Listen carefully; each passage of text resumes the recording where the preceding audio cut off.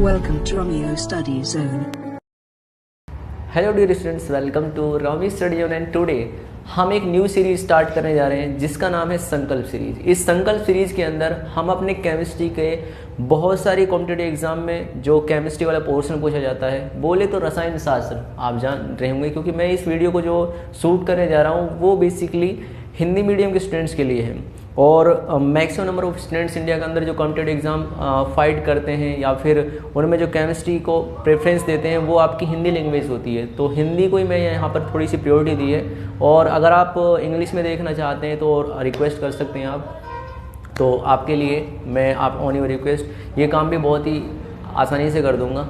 लेकिन आज का जो हमारा लेक्चर होगा वो केमिस्ट्री का बहुत ही इंट्रोडक्टिव पार्ट होगा, जिसमें आपको बेसिक से एक हायर लेवल तक हर चीज़ें पॉइंट टू पॉइंट सिखाई जाएंगी। अब मान के चलो कोई स्टूडेंट्स आपका साइंस टीम से बिलोंग कर रहा है तो वो केमिस्ट्री को बहुत अच्छी तरीके से डील करना जानता होगा, बोर्ड के पॉइंट ऑफ व्यू से देख लो मैं, या फिर आईआईटी या फिर नीट के पॉइंट ऑफ व्यू से। लेकिन कोई दूसरा स्ट्रीम का जो बंदा है जिसने आज तक केमिस्ट्री का कभी नाम नहीं सुना, तो उसके लिए बहुत ही कॉम्प्लिकेटेड हो जाता है। तो बहुत सारी चीज़ें होती हैं, बहुत छोटे छोटे टेक्निकल टर्म्स होते हैं, जिन चीज़ों को यहाँ पर रिलेट करना एक टीचर की सबसे बड़ी महत्वपूर्ण भूमिका निभाती है। और टीचर का ही रेस्पॉन्सिबिलिटी बनती है कि टीचर उस इन स्टूडेंट का एंगल देखते हुए हर चीज़ को बहुत अच्छी तरीके से एक्सप्लेन भी करें। तो हम ज़्यादा ना टाइम वेस्ट करते हुए अपने टॉपिक पर आ रहे हैं और देखने जा रहे हैं आज इंट्रोडक्टिव पार्ट ऑफ केमिस्ट्री। तो हम स्टार्ट करने जा रहे हैं। जैसे आपको पता होगा ऊपर रसायन शास्त्र लिखा हुआ है, तो रसायन शास्त्र बेसिकली आपको पता है ये एक क्या होती है, शाखा होती है विज्ञान की। किसकी शाखा होती है? विज्ञान की एक शाखा होती है।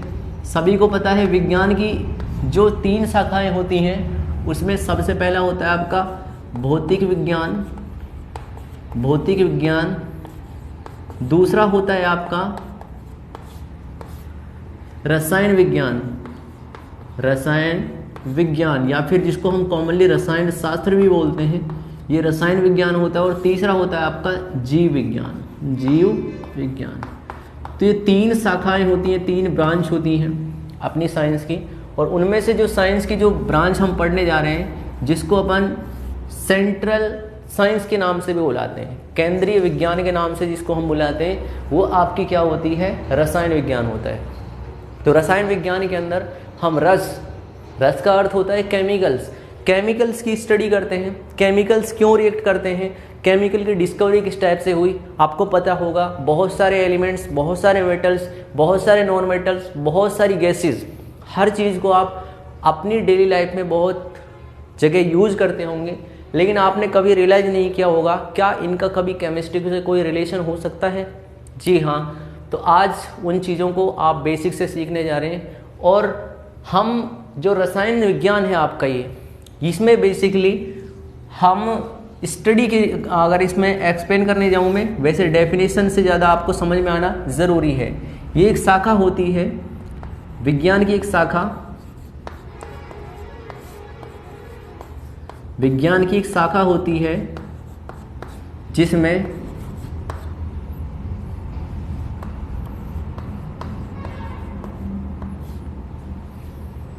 हम पदार्थ तथा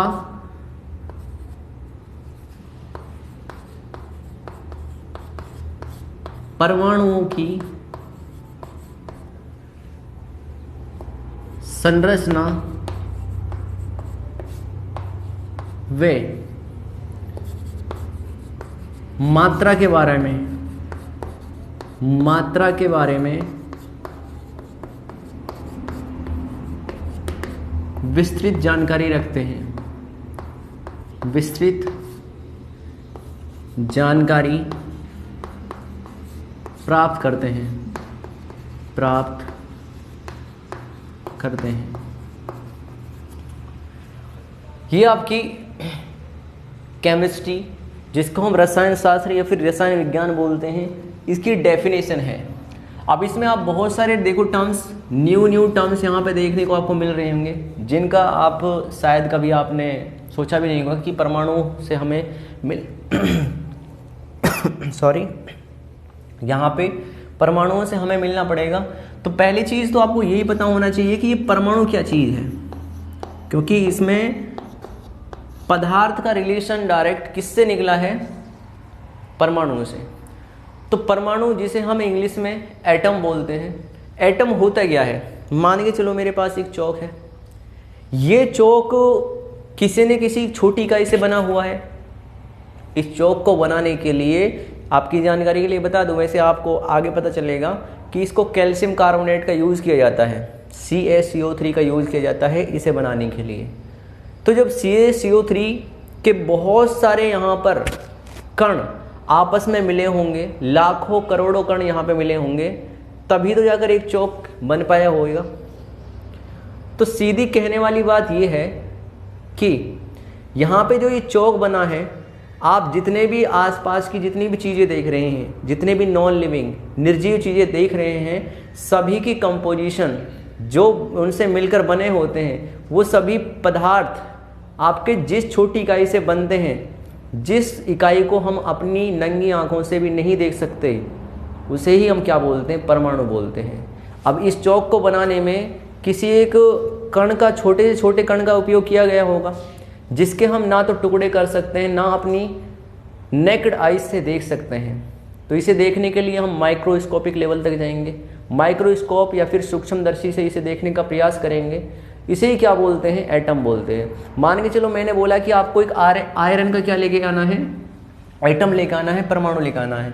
तो आप क्या करोगे, डायरेक्ट आप ये करोगे कि मेरे लिए कोई कील ले आओगे, कोई छोटा सा टुकड़ा ले आओगे जिसको बोलेगे कि सर ये हम ले आए, एक सुई की नोक ले आओगे, लेकिन वो एटम नहीं है।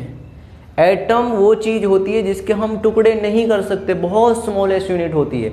अब ज़रूरी नहीं कि वो हाथों से टुकड़े करने वाली चीज़ें हों, जिसको हम बहुत ही हायर लेवल पर जाने पर अगर हम किसी चीज़ को मेल्ट भी कर रहे हैं, पिघला भी रहे हैं, तो उससे ज़्यादा उसके टुकड़े नहीं हो सकते, तभी वो क्या कहलाता है, अपना परमाणु कहलाता है। क्या कहलाता है, परमाणु। तो एक चीज़ तो बिल्कुल हो गई कि कोई भी जो पदार्थ बनता है वो आपका परमाणु से मिलकर बनता है। किससे बनता है, परमाणुओं से। यानी कि जो मैटर होता है, वो पदार्थ होता है, वो आपका उसे बनाने वाली सबसे छोटी इकाई कौन सी होती है, परमाणु होती है। कौन सी होती है, परमाणु होती है। तो आपको परमाणु के बारे में आगे जैसे जैसे हम आगे बढ़ेंगे, बहुत सारी चीज़ें, बहुत सारे परमाणु हमें देखने को मिलेंगे। लेकिन सबसे पहले कुछ इसके इतिहास के बारे में जान लेते हैं। जो हमारा इस केमिस्ट्री की जो ब्रांच हैं, या फिर आपने देखा कि विज्ञान की 3 शाखाएं हैं। अब इसी विज्ञान की जो रसायन शास्त्र है आपका, इसकी 3 विज्ञान हैं। रसायन शास्त्र की 3 ब्रांचेज और हैं जिनको हम पढ़ने वाले हैं। जो पहली ब्रांच है आपकी, पहली शाखा है, उसे बोलते हैं हम फिजिकल केमिस्ट्री। फिजिकल केमिस्ट्री, भौतिक रसायन विज्ञान, भौतिक रसायन विज्ञान, रसायन विज्ञान। दूसरा होता है आपका इनऑर्गेनिक, इनऑर्गेनिक केमिस्ट्री, जिसको अपन बोलते हैं अकार्बनिक रसायन विज्ञान। अकार्बनिक रसायन विज्ञान, रसायन विज्ञान। और तीसरा आपका होता है ऑर्गेनिक केमिस्ट्री, ऑर्गेनिक केमिस्ट्री, जिसको हम कार्बनिक रसायन विज्ञान बोलते हैं। कार्बनिक रसायन विज्ञान बोलते हैं। तो ये हमारे पास 3 टाइप होते हैं। ऊपर से थोड़ा सा इंट्रोड्यूस कराना आपको ज़रूरी है। अब हमने ये तो देख लिया कि जो केमिस्ट्री होती है उसमें हम परमाणुओं की क्या करते हैं, स्टडी करते हैं। परमाणुओं के नाम और उनकी मात्रा किस टाइप से आपको लेनी है। जैसे मान के चलो कितना हमें कोई परमाणु लेना है, 10 ग्राम लेना, 20 ग्राम लेना है, 30 ग्राम लेना है किसी रिएक्शन में। अब ऐसा थोड़ी नहीं हो कि हर रिएक्शन किसी एक हायर अमाउंट पर हो सकती है, वो आपको एक फिक्स लेवल लेना पड़ता है, फिक्स कंपोजिशन लेनी पड़ती है, फिक्स मात्रा लेनी पड़ती है, जिस पर आपकी कोई भी रिएक्शन आगे किसी अभिकारक से उत्पाद में बनती है। ठीक है, तो ये आपका फिजिकल केमिस्ट्री मात्रा को दर्शाती है। समझ में, मान के चलो परमाणु है आपका, किसी रिएक्शन में कितनी मात्रा है, जो आपने यहाँ पर कोई पदार्थ लिया रिएक्शन करवाने के लिए, वो आपका वास्तव में कितनी मात्रा होगी, कितना घनत्व होगा, कितनी देर में रिएक्शन होगी, जो मैथमेटिकल एक्सप्रेशन रिलेटेड होते हैं वो किस में होते हैं, आपके फिजिकल केमिस्ट्री के अंदर। केमिकल की जो मैथमेटिकल एक्सप्रेशन होती है, मैथमेटिकल टूल्स के थ्रू जितनी भी चीज़ें होती हैं वो क्या होती हैं, आपकी फिजिकल केमिस्ट्री के अंदर आती हैं। ठीक है, अब मान के चलो कोई रिएक्शन है आपकी, कोई पदार्थ है, वो एक अभिकारक से, अभिकारक क्या होता है, इनिशियल स्टेज पदार्थ की, जब वो रिएक्ट नहीं किया है, तो जब हमने अभिकारक लिया था वो अभिकारक उत्पाद में कन्वर्ट होता है। तो मान के चलो कोई रिएक्शन हो रही है 10 मिनट में, एक रिएक्शन हो रही है 20 मिनट में, तो ये जो टाइम है, ये टाइम की जो कैलकुलेशन की जाती है वो फिजिकल केमिस्ट्री के अंदर ही की जाती है। इतना मतलब समझना कि मैथमेटिकल एक्सप्रेशन टूल यहाँ पर हमें देखने को मिलते हैं। दूसरा होता है इनऑर्गेनिक केमिस्ट्री और दूसरा होता है आपका तीसरा इनऑर्गेनिक केमिस्ट्री और ऊपर वाला होता है ऑर्गेनिक केमिस्ट्री। देखिए इन दोनों शब्दों का मतलब है अकार्बनिक और कार्बनिक। इनको तो आप शायद जानते होंगे, आपने शायद कार्बनिक खेती का नाम सुना होगा। कार्बनिक खेती होगी, कार्बन से रिलेटेड जितने भी आपके यहाँ पर ऑर्गेनिक केमिस्ट्री जो कहलाती है आपकी, और इनऑर्गेनिक केमिस्ट्री। उससे पहले तो इन चीज़ों का शब्द, क्योंकि केमिस्ट्री का मतलब तो आपको समझ पता है, लेकिन इनऑर्गेनिक और ऑर्गेनिक शब्द का मतलब क्या है। अब ऐसे पदार्थ जो हमें जीवित चीज़ों से मिलते हैं, मतलब जो हमें जीवित चीज़ों से मिलते हैं, उनको क्या बोलते हैं हम ऑर्गेनिक केमिस्ट्री के अंदर ऑर्गेनिक सब्सटेंस बोलते हैं। क्या बोलते हैं, ऑर्गेनिक पदार्थ बोलते हैं, कार्बनिक पदार्थ बोलते हैं। ऐसे पदार्थ जो हमें कहाँ से मिलते हैं, जीवित चीज़ों से मिलते हैं। अब जो जीवित चीज़ें होती हैं उसमें आपके पेड़ पौधे और दूसरी चीज़ें कौन सी आती हैं, एनिमल्स। बेसिकली प्लांट्स और एनिमल्स इसके अंदर आते हैं। ऑर्गेनिक केमिस्ट्री के अंदर प्लांट्स और एनिमल्स, मतलब एनिमल्स में, एनिमल्स से जो हमें प्रोडक्ट मिलते हैं, जैसे आपका दूध हो गया, आपका प्लांट से हमारे बहुत सारे सब्जियां होती हैं जिनमें आपके प्रोटीन, कार्बोहाइड्रेट, वसा, बहुत सारे मिनरल्स हमें देखने को मिलते हैं। तो वो सभी कहाँ से मिलते हैं हमें, ऑर्गेनिक सब्सटेंसेस से। और ऑर्गेनिक सब्सटेंसेस कहाँ से मिलते हैं हमें, लिविंग थिंग्स से। लिविंग थिंग्स मतलब जीवित वस्तुओं से जिनके अंदर जान होती है। और इसका जस्ट अपोजिट है इनऑर्गेनिक केमिस्ट्री। इनऑर्गेनिक का मतलब क्या होता है, इनऑर्गेनिक का मतलब ऐसी वस्तुएं हैं जो हमें नॉन लिविंग से मिलती हैं, मतलब वो केमिकल के द्वारा बनाए जाते हैं, लेकिन वो केमिकल का जो स्रोत होता है वो हमें नॉन लिविंग से प्राप्त होता है। किससे प्राप्त होता है, नॉन लिविंग से प्राप्त होता है। तो ये टेक्निकल डिफरेंस है इन तीनों शब्दों के बीच में। पहला आपका फिजिकल केमिस्ट्री, दूसरा आपका इनऑर्गेनिक केमिस्ट्री और तीसरा आपका ऑर्गेनिक केमिस्ट्री। ठीक है, तो ये तीनों चीज़ें आपको ऊपरी तौर से मैंने बता दी हैं, लेकिन आप इस चीज़ को आगे बाइफरकेट करोगे तो थोड़ा सा इंटर हो जाओगे किसी दूसरी ब्रांच में। तो आपको मैं ऊपर से समझा रहा हूँ, इसीलिए आप इस चीज़ को बहुत अच्छी तरीके से, आगे भी इसकी ब्रांचेज बढ़ जाती हैं। एनालिटिकल केमिस्ट्री हो गई, इंडस्ट्रियल केमिस्ट्री हो गई, लेकिन वो हमारी किसी कार्य की नहीं है। हमें केवल और केवल इतना ध्यान रखना है जितना हमें अपने कॉम्पिटिटिव एग्जाम को फाइट करने की ज़रूरत है।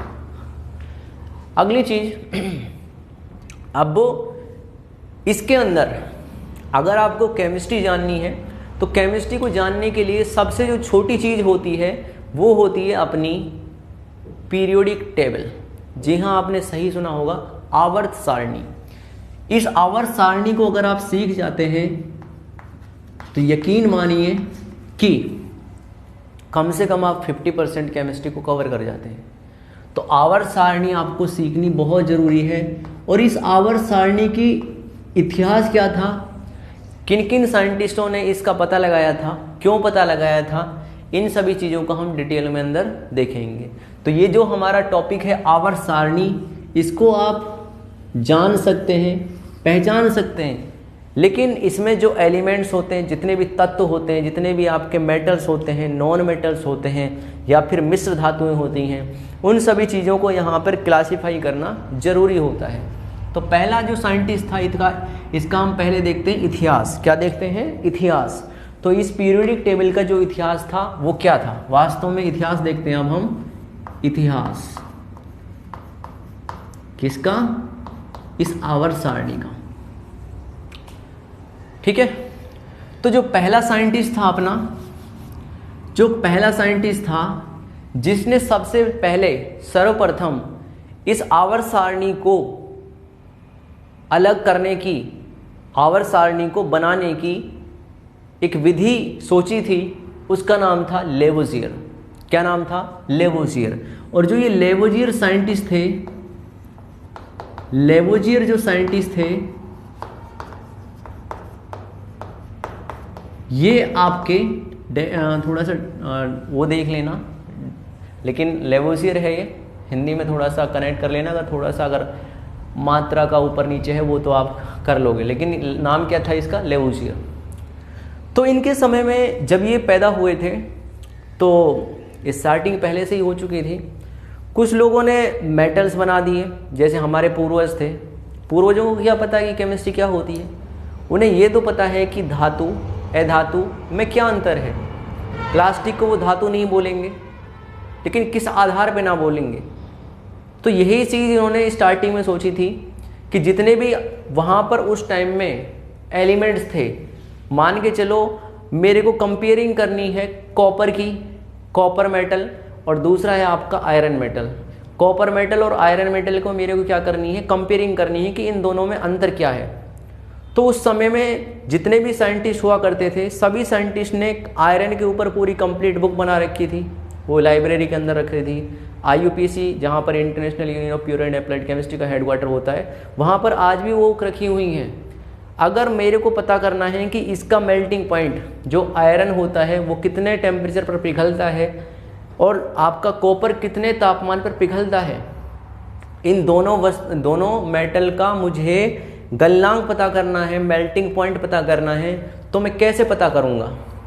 एक मेरी पुस्तक उठानी पड़ेगी मेरे को, एक पुस्तक वो उठानी पड़ेगी, एक पुस्तक आयरन की उठानी पड़ेगी, दोनों के अंदर चीज़ें पढ़नी पड़ेंगी, तब जार मेरे को पता चलेगा कि इसके अंदर और इसके अंदर कौन से के अंदर उसका गलनांक ज़्यादा है।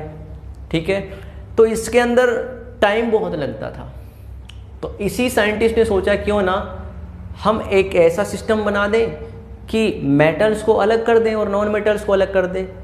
तो इनका साइंटिफिक वे नहीं था, जितने भी उस टाइम में मेटल्स और नॉन मेटल्स प्रेजेंट थे उनको सेग्रीगेट या फिर सेपरेट करने का इनका तरीका वो नहीं था।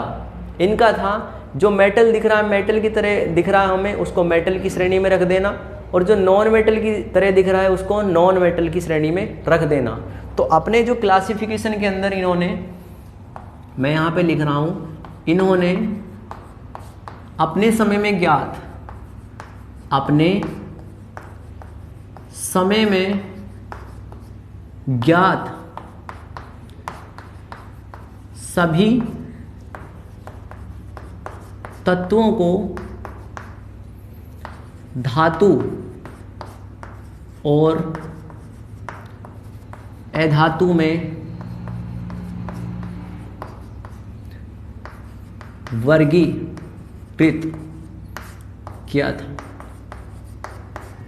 तो इन्होंने धातु और अधातु में क्लासिफाइड कर दिया था जितने भी मेटल्स के अंदर। तो इन्होंने क्या देखा, कौन से ऐसे आधार माने जिनको धातु और अधातु को अलग करने में, तो धातु और अधातु इन्होंने मानी थी। धातु क्या होती हैं? धातु इन्होंने देखी थी, धातु जो होती हैं वो कठोर होती हैं, सॉलिड होती हैं, ठोस। क्या होती हैं? ठोस। और जो मुलायम होती हैं, मुलायम जो चीज़ें होती थी उनको इन्होंने अधातु के अंदर डाल दिया। इनका जो मेल्टिंग पॉइंट और जो बॉइलिंग पॉइंट होता है ज़्यादा होता है, वो किसके अंदर डाल दी, धातु के अंदर, और जिनका मेल्टिंग पॉइंट और बॉइलिंग पॉइंट कम होता है उसको इन्होंने डाल दिया किसके अंदर, अधातु के अंदर डाल दिया। अब यहाँ पर अगेन दो टर्म बहुत ही डिफरेंस क्रिएट कर रहे हैं जिनको आप शायद नहीं जानते होंगे। एक है अपना मेल्टिंग पॉइंट और दूसरा कौन सा है, बॉइलिंग पॉइंट। वैसे तो आगे भी पढ़ेंगे इन चीज़ों को, लेकिन मेल्टिंग पॉइंट में अभी बता रहा हूँ क्या होता है ये। यहाँ पे आपको मेल्ट दिख रहा है, मेल्ट का मतलब होता है पिघलना। क्या होता है, पिघलना। मेल्ट का मतलब क्या होता है, पिघलना। और बॉइलिंग पॉइंट इसका बीपी का फुल फॉर्म है, वैसे ब्लड प्रेशर नहीं है। अगर मैं इनको बॉइलिंग पॉइंट बोलता हूँ तो बीपी आपको कभी भी केमिस्ट्री में इन फ्यूचर देखने को मिले तो इसका नाम होता है बॉइलिंग पॉइंट। क्या होता है, बॉइलिंग पॉइंट। तो बॉइलिंग पॉइंट एक ऐसा टेम्परेचर होता है जहाँ पर कोई पदार्थ उबलता है, मतलब वो लिक्विड से, द्रव से किस में कन्वर्ट होना स्टार्ट हो जाता है, गैस में। फॉर एग्जाम्पल के तौर पर मैं बोल रहा हूँ आपके पास आइस है। क्या है भाई, आइस। आइस जानते हैं आप, बर्फ। आइस अगर आपका वाटर बन रहा है, पानी बन रहा है, और पानी से बन रहा है वो वेपर जिसको हम अपन भाप बोलते हैं, तो ये अपने पास 3 स्टेट आ चुकी हैं। अब जो आइस है, बर्फ है, जो आपके पानी में कन्वर्ट होगी वो कब कन्वर्ट होगी, क्या मेरे को तापमान बढ़ाने पे या फिर तापमान घटाने पर? ऑफ कोर्स कि तापमान जब बढ़ेगा तभी तो बर्फ़ पिघलेगी, तभी तो आपके ग्लेशियर पिघल रहे हैं। तो आपकी जो आइस है वो क्या होती है, मेल्ट। क्या होती है, मेल्ट होती है। तो जब ये नॉर्मल टेम्परेचर की बात कर रहा हूँ मैं, 25 डिग्री सेंटीग्रेड, 0 डिग्री से 1 डिग्री, 2 डिग्री, 3 डिग्री, 4 डिग्री, जैसे जैसे आपका डिग्री पॉजिटिव में चला जाता है वैसे वैसे क्या होता है, ये वाटर बनना स्टार्ट हो जाता है। और 25 डिग्री सेंटीग्रेड का तापमान का जो पानी होता है वो नॉर्मल हम अपनी डेली लाइफ में यूज़ करते हैं। वो डिपेंड करता है वेदर में कि वो ठंडा हो जाता है, गर्मियों में गर्म हो जाता है, लेकिन मैं नेचुरल कंडीशन की बात कर रहा हूँ। अगर मैं इस वाटर को टेम्परेचर देता हूँ 100 डिग्री सेंटीग्रेड तो ये वेपर्स में भाप में बदलना तब्दील हो जाता है। 100 डिग्री से ऊपर करेंगे तो ये भाप में बदलता चला जाता है। लेकिन इनिशियल जो शुरुआती टेम्परेचर होता है वो 100 डिग्री सेंटीग्रेड होता है, जिस पर आपका वाटर किस में कन्वर्ट होता है, वेपर्स में कन्वर्ट होता है। तो जब आपकी बर्फ़ पिघलती है तो जिस टेम्परेचर पर वो पिघल रही है वो उसका मेल्टिंग पॉइंट कहलाता है। ये इसका क्या है, मेल्टिंग पॉइंट है। अगर मैं यहाँ पर इसको बोलता हूँ बॉइलिंग पॉइंट, क्योंकि इस टेम्परेचर पर ये क्या है, आपका बॉइल हो रहा है। तो इन्हीं सभी चीज़ों को ध्यान में रखते हुए इन्होंने, लेवोजियर ने क्या किया था, धातु और अधातु को अलग कर दिया था। धातु कौन सी देखी थी इन्होंने, जो कठोर होती हैं वो धातु बोल दी इन्होंने, जिनका मेल्टिंग पॉइंट और बॉइलिंग पॉइंट ज़्यादा होती है वो धातु बोल दी इन्होंने, और जो इनके अपोजिट दिखी इन्हें वो किस श्रेणी में रख दी इन्होंने, अधातु की में। और इन्हीं को ही हम फादर ऑफ केमिस्ट्री बोलते हैं। क्या बोलते हैं, जो ये अपना साइंटिस्ट था इसको बोलते हैं अपन फादर ऑफ केमिस्ट्री, रसायन शास्त्र का जनक, रसायन शास्त्र का जनक, रसायन शास्त्र का जनक। तो आपको ये ध्यान रखना है कि जो रसायन शास्त्र का जो जनक था वो क्या था, आपका लेवोसियर। तो इसने सबसे पहले है इसी क्लासिफिकेशन को स्टार्ट किया था, तो इसीलिए ये पिता बन गए थे। ठीक है, तो ये लेवोसियर का काम हमारा समाप्त हो गया। लेवोसियर के बाद हमारे पास साइंटिस्ट आए थे। दूसरे जो साइंटिस्ट थे उनका नाम था डॉवर्नर, डॉवर्नर था। तीसरे जो साइंटिस्ट थे आपके उनका नाम था न्यूलैंड्स, न्यूलैंड्स। और चौथा जो साइंटिस्ट था उसका नाम था लोदरमियर। ये 2 साइंटिस्ट थे आपके। उसके बाद था आपका मेंडलीव, मेंडलीव जिन्होंने अपनी बहुत सारी डिस्कवरीज पीरियोडिक टेबल के ऊपर दी थी। और छठे थे आपके हेनरी मोज़ले, हेनरी मोज़ले। तो ये साइंटिस्ट थे जिन्होंने इस आवर्त सारणी की आधारशिला रखते हुए आगे कार्य किया था। तो इसको जस्ट कॉपी कीजिए, फिर हम देखेंगे सेकंड आपका डोबरनर था, तीसरा आपका नोलेंस था। तो इन्होंने कैसे कैसे यहाँ पर आवर्त सारणी के अंदर अपना कुछ योगदान दिया, इसको आप कॉपी कीजिए सिरे से।